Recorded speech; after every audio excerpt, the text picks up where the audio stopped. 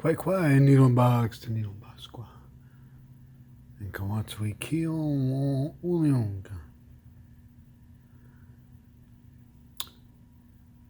Kawawa nokamis agakimzi nia. Unda kloziwi. Manosa kunganiwe. Alamando kunzo. So, my grandmother taught me, hello all of you, hope everything's good. My grandmother taught me during the time of fasting, don't talk about it. And likewise, don't talk about mundo kunzo, magical conjuring, power thinking. Some people would just call that prayer, but really, it's the power of the thought combined with great mystery to bring things about, I suppose you could say. So, my grandmother taught me, I need to get back to the fasting because I told you I was fasting. I was within 12 hours breaking my fast, and I was taught to not talk about fasting because it depletes the spiritual power of the fast. Now, I was brought up fasting, and I was taught to fast to develop spiritual power and depth and connection, intuitive insight, things like that. So now I was taught not to talk about it because it will diminish. The same when you're doing the conjuring and the magical thinking, the power work with the Great Spirit and the Great Mystery. Not to talk about it unless it's a group activity, because you will sap the power of it. A lot of things you don't even talk about afterwards. You'll drain it.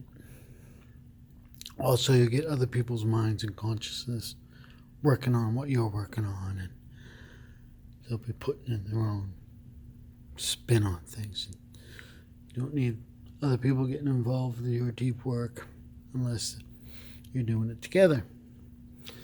So I was taught not to talk about the fasting and not to talk about the other stuff that I'm not going to talk about here. I'd like to do some talking about that. But I need to get to the importance of some of the things that have to do with fasting, and that is the breaking of the fast, okay? The breaking of a fast is extremely important because I brought up that I did a longer term fast. It was over 30 days. I feel responsible that I should talk about proper breaking of fasting because it can be very dangerous. So, if you're going to fast for, 24 hours, 36 hours, 72 hours, 1, 2, 3 days, 5 days, not going to be a problem. 5 days, 6 days, probably not a problem. But once you get to 7 days, it is widely agreed upon across many cultures. You have crossed a Rubicon. You're in a different place now. Your body is not operating the same at all. This is where you can have trouble when you start to break your fast and reintroduce food. Now there's a lot of medical, modern, allopathic medicine talk about what happens. And I can get into a little bit of that, but it doesn't really matter. Because the old ways, the people who knew the fasting and used the fasting, and fasting time is Manosa Kungan in Western Abenaki. Manosa Kungan, Manosakaghan. Manosa Kungan, Manosa Kunganiwi. Fasting time is on, happening now. When you break these fasts, when you get past 7 days, You had 7 days. So you've crossed Rubicon. You're in a different place. You need to go very slow. Don't even think about eating any solid food. It took me 7 days to break that fast, that 30-day fast. The first few days, bone broth. Clean, good bone broth. And of course, water. Now he's using UT, autotherapy. So you need to have something like that. You need to have bone broth, and you need to be aware of, I'll just make it easy, magnesium, potassium, and sodium. Those are the things you don't want to get out of the way. So that's allopathic words, but I always thought that hormones and things can become an issue. If you start to feel moody at all, you really got to be careful. I didn't have, so I broke my fast on bone broth, and I drank probably 2 to 3 pints of bone broth first 3 days. Now, amazingly, I had no bowel movements for a good chunk of those 30 days. But your body knows what it's doing between water and food. You drink the bone broth. When you start seeing broth come out in your bowels, when you start seeing liquid come out in your bowels, and you can do milk, whole, good milk, raw milk, real milk, not from pasteurized poison. You can have some milk. You can have the bone broth. Personally, I'm not doing that. I'm not doing any milk for the second day. But bone broth, when you start seeing that come out, I mixed in some of my homemade cheese that I aged. It was goat cheese, raw, natural. I mixed a little bit of that in with my soup at a temperature that didn't kill it. So it was living. It was about 104. And in the bone broth, I take at body temperature. So I take it around 104, and it gets into your stomach. Gets down to body temperature. 3 days, I did mix in some dairy, but it wasn't raw dairy. It was all fermented. Some whey that I mixed in with the bone broth that I'd saved, and my homemade cheese. So you can break it real gentle. Took me 3 days to start seeing liquids come out, and that's when I still didn't go any solid food. That's when I moved into having squashes that I cooked into my bone broths. I'm still on bone broth, but now I'm eating soups. I suppose you could eat, what I'm careful is no sugar, not hitting any large amounts of carbs. Like I didn't want to do potatoes. Certainly wouldn't have done any bread, even if it was bread soup, because those are sugar spikes, and that's kind of what you don't want to happen. So, yeah, so I guess it was 3 days on the bone broth only with some of the cultured dairy that I had, and then a little bit of, I started going to squashes, mostly butternut, and mixing those until they were thick, and I would break eggs into the soup. So on day 4, I was putting eggs in the soup, cooking into the soup with the cheese that I had made all pre-made ahead of time. And and then on day 4, day 5, I put fish in the soup. I broiled the fish. I tried eating a little bite, and I could tell that it was just not going to be okay. And this was it was papano namasak fish. And that was day 5. Day 6, I had a lot of the fish in the soup with some medium-sized pieces, small pieces actually. And day 7, I ate some fish, not even a whole fillet, and soup. And then I knew it was broken. But day 7, I didn't eat any meat. I stuck with fish and peanut butter and eggs and stuff. And it really, and I knew I was kind of okay. And then day 8, I cut up some of the cured beef I had put up that I had made. I guess you'd call it pastrami, or I cured some beef. I cured 15 pounds of beef, and so I sliced off some of that, ate little bits of that, so I felt. So that was 8 days really when I started eating meat. day 9, I wasn't too worried about things, but definitely my appetite had not returned to where I was hungry. So I am, well out of my fast now, but I am going to return to, fasting 1 or 2 days a week, not keeping a regular schedule on that. I lost 37 pounds in 30 and a half days. 30 days, 12 hours, 37 pounds. I need to lose weight, but that, I did this for lots of other reasons, so we can go into those real quick. Anybody still listening to me, Emma? Thank you. Comment, thumbs up, all that stupid YouTube-y crap. So, I fasted all those times, and when the 31 and a half days, water and UT therapy, that's it. I got into a really deep spiritual space. I had some profound experiences. I felt energized, alive. Any swelling and aches, arthritis this time of year is bad. And here where I'm at, where it's damp and raw, all that went away. So some of the allopathic stuff that they say goes on when you're fasting, your body starts stripping away any of the cellular things that are old and not needed. It starts stripping them out. Old cells get recycled. Autophagy starts to happen. You start eating all kinds of stuff inside your body. You begin to clean yourself up. Your human growth hormone, your natural hormones go up. They shoot up. Human growth hormone shoots up. The testosterone, estrogen levels go up.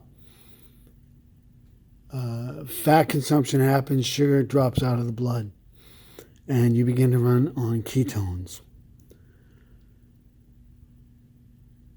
The cells that you laid down, I suppose if you learn some German medicine, this would make more sense. Everything is adaptation. Your body adapts, and we are adapted to fast. The body's always adapting. When you lean on stuff, if you have a job where you lean, you'll pick up that lean. When you have a job that moves your hands in a certain way, you'll wear out a certain way, and you'll adopt speeds and fast motions, just like muscle memory, like sports memory. Sports players, they get faster, better, stronger. These are adaptations. The body is always adapting. Adaptations and compensations, and that has to do with ACE scores. Every single trauma causes an adaptation and a compensation that you have. Mental trauma, even if you don't remember them, the body adapts to these situations, and a lot of this is maladaptation. And when you fast, the body goes into a primal, I don't want to call it a program. I don't want to call it a process. I want to call it a way of being. We have ways of being. Because those are human ways. Animals have ways. We have ways. Other people use computer language. The body goes into a very primal way of being. It goes into one of its oldest ways of being when you fast.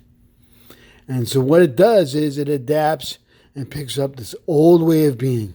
It knows how to survive in a fast situation. If you go into it with the right way, healthy, well-balanced, you're nourished. Before you fast, you don't want to...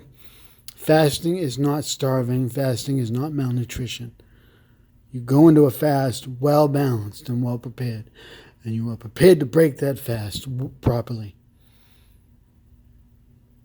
Or it'll cost you your life. It could. Fasting causes you to return to a very primal, primitive, survival way of being. And that strips down. You'll get rid of them almost altogether. After a few fasts, they'll go away. Any of the adaptations and compensations that you were making because you were traumatized get dropped. Because survival on a very old way of being, and way that your physiology knows, your ancestors knows, this has been given to us, this is a strength given to us from our ancestors, how to fast. And the body lets go of all the other things because they are no longer important. Someone called you a name when you were a kid. Somebody slapped you upside the head when you were a kid. You fell off your bicycle. That doesn't matter anymore. You're still hanging on to that crap. You've made adaptations and compensations from that to try to avoid that happening to you again. But now you're fasting. And fasting is one of the oldest ways of being. The body drops all other compensations and adaptations. We're not going to swell the joints. We're not going to let the back hurt. We're not going to have memory pain in the body. Because all consciousness, all tension in the body, all of it, all pain comes from consciousness. If you don't believe me, go see someone that's anesthetized or an animal that's anesthetized. They have zero tension in their body. Limp, limp, limp. So these adaptations and compensations get dropped. And now you're in a state where your body is surviving. I must survive. I must survive. And it begins to take away any of this maladapted cells. So when you get certain types of trauma, it causes your body to do things and lay down cell lines that they call cancer, which are really adapted cells to deal with a certain type of stressful situation and emotional trauma. You've been traumatized, and you lay down these cells, or you remove cells. It depends on what type of trauma it is. If it needs more blood flow to make you run faster to get away from danger, it'll start widening arteries, which they call thinning. But it's actually trying to remove cells. It'll try to bronchitis, they'll say. That's your throat trying to create more space, get more oxygen in, because it was in a situation that it didn't get enough oxygen at one time. And it adapted and compensated. Just as much as someone that trains in a sport adapts and compensates. The mental. This is where the mind, it's not separate from the body. When things happen in the mind, it sets off things in the brain. And things in the brain are connected directly to different, what's called germ layers in the body. And don't think about germs. Germ means to germinate and to grow. So I'm getting long in the wind here. But when you fast, all the hormones, everything in your body turns on. It removes the cancers. It removes heart disease. It removes irritable bowel syndrome, IBS.